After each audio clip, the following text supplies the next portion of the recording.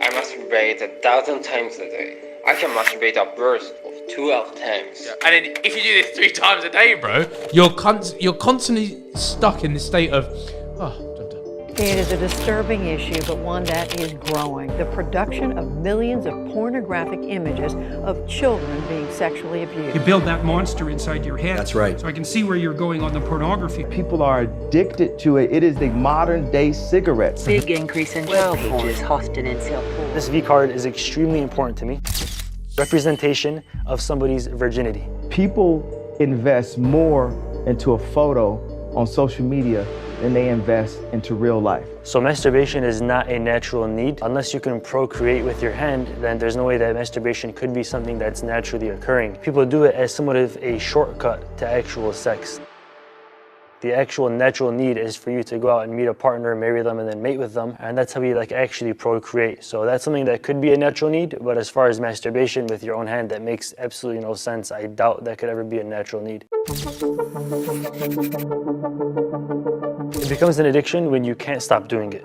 When you try to stop doing it and then you realize that you failed 3, 4, 5 times in the future, even though you told yourself that this was the last time that you were going to do it. The unfortunate truth is that this is happening to people at especially younger and younger ages as the time goes on because of the ease of access to pornography. Now, the true main issue that makes masturbation itself a problem is the access to pornography. Usually people won't be diving deep into doing it by themselves unless there's something that would easily stimulate them. That's not natural. That is not restricted in most countries, and that has ease of access to millions of videos upon hours and hours and hours, every single category that they want.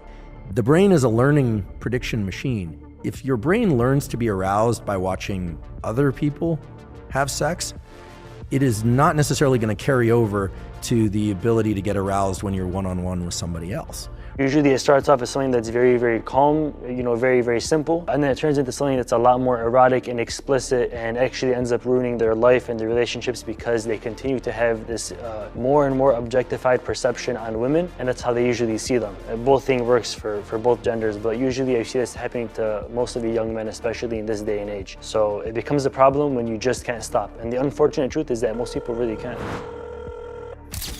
So the harms of pornography are nearly infinite. For example, the first one is that it's extremely addictive. Like at no point in human history have we been able to do a quick search online from the comfort of our own pocket.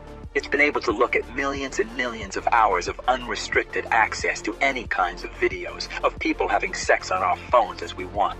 That's entirely unnatural. Our ancestors, our grandparents, have never seen as many naked people as we have seen in our day and age within nearly 5 minutes.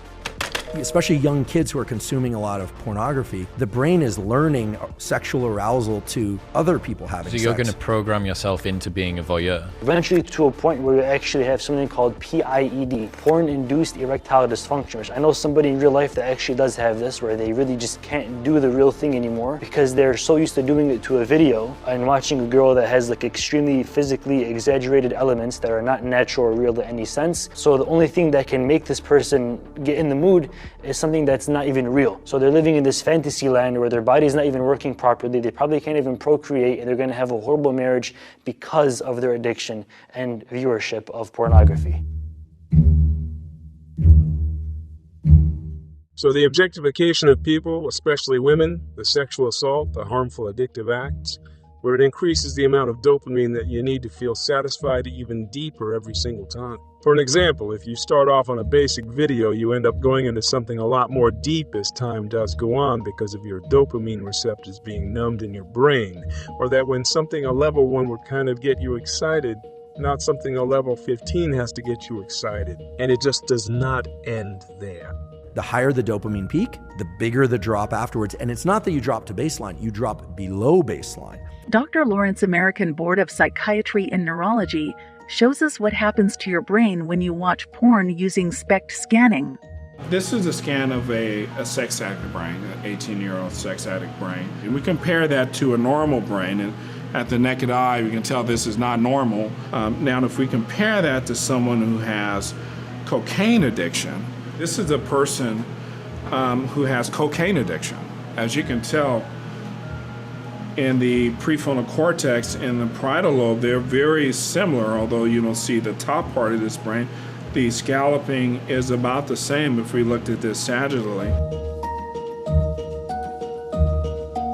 This person's just not using as much brain because they're used to using the sex and other things to make their brain active. So the excitement of pornography. So we'll see a lot of the same deactivation from cocaine and sexual addiction. You can tell again from someone who's a normal brain, we obviously don't see that degree of scalloping.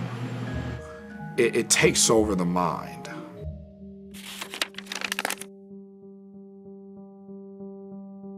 Yeah, this does definitely open the doors to a lot more erotic and harmful, even illegal acts done by people, because the videos that we're watching now, they're actually showing videos that are replicating, they're not actually in the videos, but they're like replicating people that are under the age of 18. They're replicating people doing extremely nasty things that are illegal in many, many states. The people in the videos aren't actually doing it, they're just acting as if they are. So now the viewers that are watching this are feeling more inspired to actually do these things, like commit harmful acts of like sexual assault, or to commit acts of perverted acts and something of that sort, because they're seeing this in the video and it's becoming their actual norm now. So like I said, it always starts off as something very simple, then ends up leading to something that's actually illegal in a sense. So for an example, the categories can be anywhere from having like minors or like alleged minors in the videos, which actually the biggest companies are actually being sued for right now at the moment. Or they can be replicating something as far as rape, which people find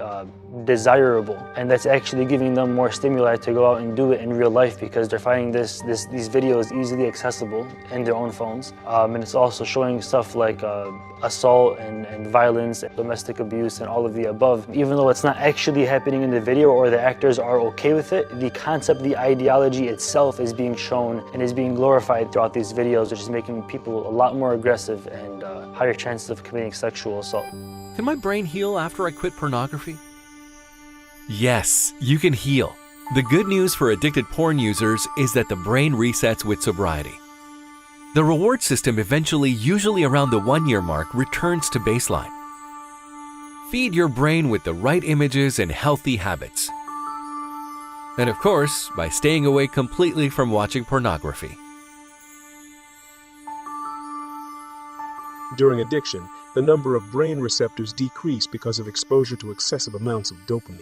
This causes people to take less pleasure than ordinary people. Those who quit masturbating experience an increase in their dopamine receptors to their natural state after a short period. They start to enjoy their life and activities like traveling, chatting with their friends, and going out like everybody else.